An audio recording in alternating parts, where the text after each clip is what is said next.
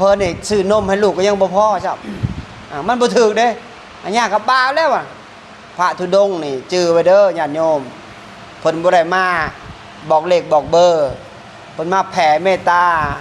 ให้พี่เปรตปุถุชนไปเกิดให้ญาติโยมได้ใส่บาตรและเขาไปเกิดเป็นเทวดาแหละเขาจะอยู่เย็นเป็นสุขบ้านเมืองก็อยู่เย็นเป็นสุขบ่แม่นว่ามาเอาเลขเอาเบอร์ให้ญาติโยมให้หลงเวียนว่ายตายเกิดในวัฏฏะสังสารวัฏนี่ตายแล้วเกิดแล้วตายอีกเกิดอีกของเหนาของเหม็นอยู่นี่เพราะฉะนั้นเฮาอย่าหลงเลยไผมีบุญนะสามารถมีสติปัญญาเอาโภคทรัพย์เปลี่ยนเป็นอริยทรัพย์เฮ็ดบุญบ่ถอยเนี่ยหาเงินมาได้เปลี่ยนเอาอริยทรัพย์ผู้นั้นน่ะมีสติปัญญาผู้นั้นน่ะจิตดีมีโภคทรัพย์ติดไป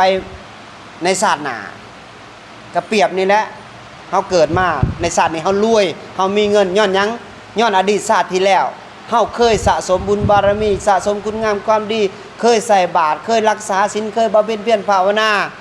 เคยใส่บาตรให้แก่ผู้บำเพ็ญเพียรภาวนาชาตินี้เฮาเกิดมาเฮาก็รวยเฮาก็พออยู่พอกินบ่ค่อยเจ็บบ่ค่อยโซ่บัดคนที่บ่เคยเฮ็ดได้ยิ่งทุกข์ยิ่งบ่กล้าท่านย้อนหยังย้อนว่ายันทุกข์ย้อนว่ายันเฮาบ่มีคันท่านแล้วเฮาสิบ่มีกินเฮาเลยบ่กล้าให้ท่านคันเฮากล้าให้ท่านนะมันจะค่อยมีมาเองเฮาบ่เจ็บบ่โซ่ปัจจัยดีมันมาเองคันต่อให้เจ้ามีเงิน100 ล้านพันล้านคันเจ้าเที่ยวไปแต่โรงหมอโรงบ้านเจ้าสิมีประโยชน์ยังมีคุณค่ายังเงิน100 ล้านมันก็บ่มีความสุขแม่นบ่โยมพ่อแม่นอยู่บ่ไปแต่โรงหมอดมแต่ออกซิอยู่สิมีความสุขยังเงิน100 ล้านพันล้านนี่เฮามีสติปัญญานี่เฮาฮู้จักบาปบุญคุณโทษนี่เฮาเอาประธรรมคำสอนขององค์สัมมาสัมพุทธเจ้านี่เอาสัจจะความจริงนี่สู่จิตสู่ใจนี่มันสิติดโตเฮาไปในภพหน้าในภพภูมิที่ดีนะถ้าเจ้าบ่ยอมรับความจริงนะเจ้าเกิดมาสว่างแล้วเกิดมาเป็นคนแล้วเจ้าอย่าไปเป็นเปรตเจ้าอย่าไปเป็นสัตว์นรกเจ้าอย่าไปเป็นมารมันมืดมันบอดมันบ่ได้ฟังพระธรรมคำสอนนี่จะไปสู่สุคตินี่ไปสวรรค์อย่างน้อยๆไปเป็นเทวดานี่เว้าดีคิดดีกระทำดีด้วยกายวาจาใจกตัญญูกตเวทีต่อพ่อต่อแม่รักษาศีล5 ข้อบ่ได้หารักษาข้อเดียวคือรักษาจิตรักษาใจบ่ให้ห้ายบ่ให้โกรธบ่ให้เครียดบ่ให้อาฆาตบ่ให้พยาบาทสิ่งนี้ศีลเจ้าก็บริสุทธิ์แล้วคันเจ้าเครียดเจ้าโกรธเจ้าห้ายเจ้าเบียดเบียนเจ้ายังบ่มีศีลจักโตเลยได้แม่นไผก็แล้วแต่นักภาวนาเฮาก็แล้วแต่ตัวนี้ศีลต้องบริสุทธิ์สมาธิมันจังสิรวมจังสิได้สมาธิเมื่อได้สมาธิแล้วปัญญามันจะสิเกิดวิปัสสนามันสิเกิดด้วยเกิดจากสมาธิสมถะว่างจากความคิดมันจังสิเกิดบ่แม่นว่าปัญญามันเกิดจากความคิดมันบ่แม่นนั่นปัญญาที่ว่าเฮาไผๆก็คิดได้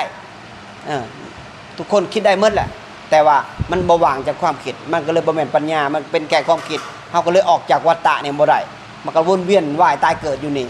เพราะฉะนั้นเฮารักษาจิตรักษาใจรักษาคุณงามความดีที่พระธรรมคำสอนดำรงไว้ในพระพุทธศาสนาให้ส่วนลูกส่วนหลานเฮา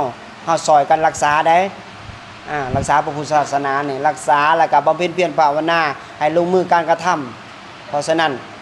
เฮาตั้งใจเด้อโยมพ่อโยมแม่เนาะการอุทิศส่วนบุญคือกันมื้อนี้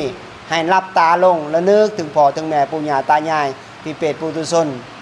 แล้วนึกถึงเพิ่นแล้วเพิ่นได้ไปเกิดแล้วเฮาจะอยู่เย็นเป็นสุขเฮาจะบ่ค่อยเจ็บบ่ค่อยโซเฮาทำมาค้าก็ขึ้นได้ตัวนี้แหละเป็นบุญมันบารมีของเฮาได้แต่เฮาบ่เจตนาเฮ็ดบุญเนี่ยเอาแต่ใบหน้านี่บ่ตำสื่อเด้ออายุเจ้าบ่ฮอด80เขาก็จุดทิ่มแล้วใบหน้านี่แม่นบ่โยมพ่อ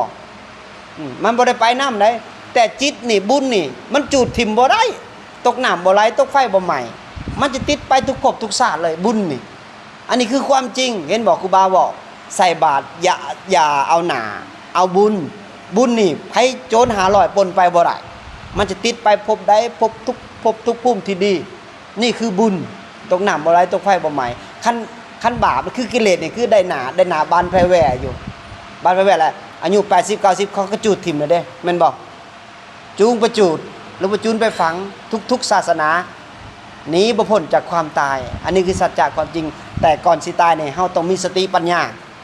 เฮาจะออกจากนรกให้มันได้ในศาสตร์นี้ถ้าเฮาออกบ่ได้นะเฮาจะวนเวียนว่ายตายเกิดในวัฏฏะนี่เฮาจะทุกข์ทรมานแสนสาหัสอันที่สุดในโลกใบนี้เนาะทางโลกมีแต่ทางตันทางถ้ำมีแต่แสงสว่างแห่งถ้ำคำสอนขององค์สัมมาสัมพุทธเจ้าเพราะฉะนั้นยอมรับความจริงเด้อพยายอมรับความจริงได้ผู้นั้นประเสริฐสูงสุดเนาะสาธุมนต์